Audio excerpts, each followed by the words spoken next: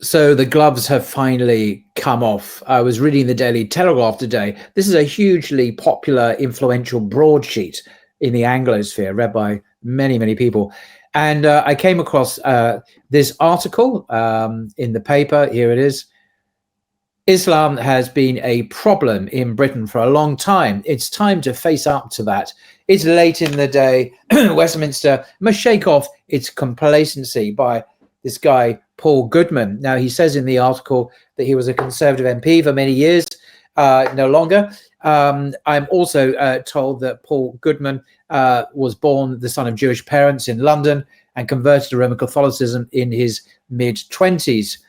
Now, this is a step change. I mean, the Telegraph is always producing articles, drip, drip, drip, complaining about this preacher or that group of people or this Palestinian march. But to my knowledge, this may be a first, actually, in the British press, where they're actually targeting Islam itself. And they're not even calling it Islamists or extremists. It's now Islam itself is the problem. And this is why I think this is the gloves are off now. Now, I'm not going to go through the whole article. It goes through the usual litany of issues that concern many people on the right. And some of the concerns are well known. And for example, as a lot of black propaganda here, he refers here to Meloni. She's the Prime Minister of Italy. Banning various organizations and so on. And he says social media is awash with clips of the latter. This is inciting violence from British mosques. Prosecutions are required. Really? I've never seen an imam in a UK mosque inciting violence. And if they had been, that they would, I'm sure they would have been arrested by now. And he's attacking pro-Palestinian supporters within the NHS, of course. He calls for the recommendations of William Shawcross's review of Prevent to be implemented in full, the draconian message. And he says people have a right to protest publicly against the government of Israel, but they don't have a right to do so whenever they like. So that has to be carefully controlled. It already is. So this is a nasty article fingering a whole community of British citizens in the UK. Now, the temperature is rising here in the UK. I'm not intending to be alarmist, but things are bit by bit, day by day, month by month. You can see the temperature increasing. You can see the rhetoric becoming more explicit, more targeted against Muslims. You can see no longer are they pretending to talk about Islamists. So they're talking about Islam itself is the problem. And this Muslims are obviously increasingly concerned about this, and rightly so, and others are concerned about it too, not just Muslims, because this threatens the safety and stability and security of millions of British citizens, this rhetoric. So I think one of the things that I just want to point out a few basic facts, and I know this is common sense to many people, but it gets lost in the Telegraph rhetoric and the Tommy Robinson propaganda. See, Muslims, nearly all Muslims are just ordinary people. They have children. They like everyone else, other British citizens. They want good schools for their children. They are law and order is very important to them. Social services, the NHS is very important to them. Muslims are disproportionately generous contributors to national charities. The stats have always shown this. They're very generous. And these are not charities just for Muslim causes, but for everyone's benefit. So Muslims are very generous as part of the faith, of course. But we also care very much about world events. And it seems we're not really allowed to. We're not allowed to care about what happens in Palestine with the genocide and the increasing rhetoric against Muslims globally. We care about that. But somehow that seems to be controversial and illegitimate when it shouldn't be. We care about the Ukrainians. After all, they've been invaded by the Russians, and we have no problems in waving Ukrainian flags, putting Ukrainian flags on government buildings and all over the place in people's front windows. But when it comes to the Palestinian flag, just scrolling down here, this is a problem here for him. And he says, why are people putting up flags in public for sectarian reasons. It's not sectarian. This is caring about the people who are suffering an unjust, targeted genocide by the Israelis, of course. So, what can we do about this? I think Muslims need to get together. We need to talk. We need to organize. We need to strategize, and we need to push back. Now, this is a very delicate thing to do, because we don't want, in my humble opinion, we don't want to feed into the narrative of civil war, because that's what the far right, Tommy Robinson and others, Telegram groups, it's all over the place. We don't want to simply be the mirror image of that. They say we're heading for civil war. We say, well, we're going to, contribute to this toxic paradigm. No, we don't want that.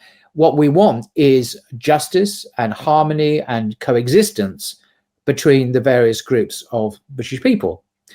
So we mustn't, in my view, trigger the far right or trigger ideas in people's minds that makes them see Muslims as a problem, as a minority that needs to be surveilled or, kicked out of the country or whatever. Well, so this is a delicate and difficult diplomatic operation, but we must do it. We must, and also we have allies. We're not on our own. There are groups and people and statesmen and so on who are supporting us. I mean, Jeremy Corbyn, of course, and there are a handful of MPs and others who are decent people of goodwill who do offer their voices against oppression and discrimination and Islamophobia. Talking of Islamophobia, in this article here, he just dismisses the whole idea. He says the very concept of Islamophobia, I'll just highlight it, which threatens free expression, must be resisted. Must be resisted. So, that basically people must have absolute freedom to say whatever they like about Islam and Muslims. When it comes to, his parents' faith, when it comes to Judaism, when it comes to Israel, then of course it's full of caveats and potential problems, and you mustn't demonstrate here, and you mustn't say this, and you can't say that. So it's very much a lopsided, one-sided agenda he has, and it's very, very transparent. And I think also I just want to stress another thing in my little rambling rant here, is that if you study Islam in depth, and I try and understand the faith, I read the Quran, I try and read books and educate myself on blogging theology, talking to Islamic scholars. The more one looks into it, the more what one finds, it is an immensely civilizing faith. It's immensely civilizing. It believes in human dignity, the dignity of the individual, particularly the dignity of women. This is something that is not often appreciated in the West. That women are held in high esteem and have rights and responsibilities which are very ennobling, actually. Islam has contributed incredibly to world civilization through scientific advance, through scholarship, through a whole range of things.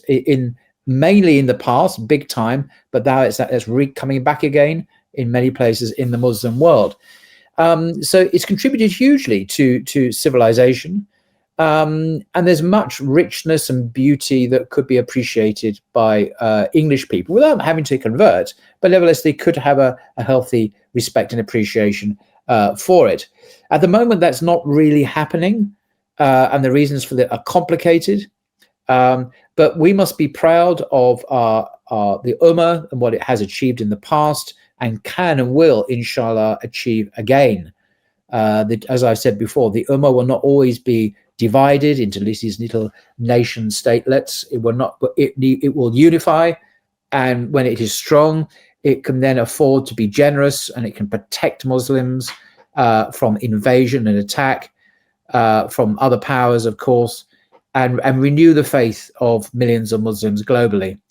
So this is a worrying headline. It suggests a step change in the rhetoric. The fact that Telegraph is promoting this toxic headline that Islam itself is the problem, and then if you scroll down to the comments, So if I have a look at most liked comment, just so we can see what people are saying.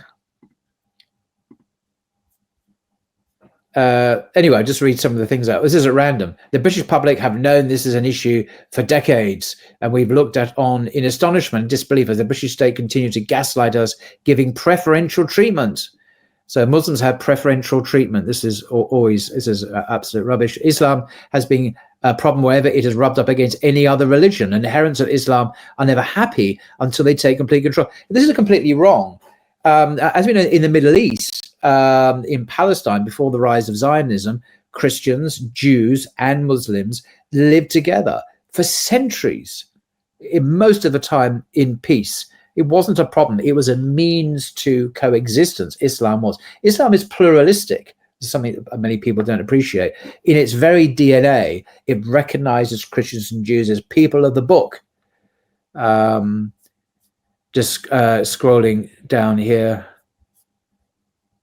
Islam is not just a religion, it's a vile ideology. I'm not going to read. There's nothing here that's positive at all, really. It's very, very nasty. I did do this earlier on, and I looked at the most liked, and it was quite worrying. Oh, here we go. So this is the most liked one. 326 likes. Islam is incompatible with Western culture, full stop. But although most Muslims get on with their lives peaceably, it's the numbers that's the problem. Thousands are on terror watch lists. Yeah, are they guilty of any crime? Have they actually committed any crime? Then they will be prosecuted. Nearly all are anti-Semitic and homophobic. Most are on benefits. I mean, this is just rubbish. Most Muslims are not on benefits. The vast majority of Muslims are hardworking people. Tens of thousands on watch lists. This is an issue. If that were true, are they on watch lists because they're outspoken in support of Palestine? And are there IDF supporters? IDF, of course, is the military organization that has been slaughtering Palestinians, men, women, and children. Are any of those supporters on terror watch lists? Maybe they should. Maybe this is very one-sided. Islam is incompatible with Western culture. Islam helped form Western culture. It helped to trigger the Renaissance, Islamic Spain, Islamic Andalusia, the jewel in European civilization for many, many centuries, while the rest of Christian Europe was in the Dark Ages. So this is just sheer ignorance of history, ignorance of the facts. I mentioned this tweet or this comment by this guy Holloway simply to show you the kind of rhetoric that this article is stirring up. It's stirring up emotions and hatred and Islamophobia. Islamophobia exists, by the way. This guy, Paul Goodman, dismisses it, but it's real. It is the way Muslims are discriminated against simply because of their Muslim look, women wearing hijab, men having beards, and so on. There can be negative attitudes just based on those facts alone. This is Islamophobia. For him to dismiss it completely, of course, robs us of an analytical tool. Well, it doesn't really, but he would like us to rob us of an analytical tool to push back against these phobic and unjust discriminatory practices, which are increasingly widespread throughout Europe as well, not just here. So as I say, I'm not going to go through this whole thing. It's just a tirade, a rant of tropes and lies and other things mixed in with one or two facts, but it's heavily biased. That this particular MP, as he was a very well-known pro-Zionist activist, supporting Israel in all its policies. And this is the context I think we're looking at here. Someone who very much has a one-sided view, who supports one particular cause, and thus he's made an enemy in his eyes of Muslims. So he is importing in some ways, or he is articulating a sectarian impulse by giving vent to his Zionist prejudices against Muslims, which is very ironic, but that is the way it is at the moment. Anyway, this article is behind a paywall, so you can't access it unless you pay, of course. I don't particularly recommend you do pay, really. But this has made me angry. We need to organize. We need maybe have a conference. We need to gather together influencers and activists and people who care about what we should do as Muslims in the future of the UK. How should we respond to this propaganda? Hopefully, we would do so wisely, intelligently, strategically, rather than knee-jerk reactions, which simply play into the far right's attitudes to us in terms of provoking a negative response. So we had to be better than them at strategizing. This can be done. It's not rocket science, but I think that's what we need to do, inshallah. Till next time.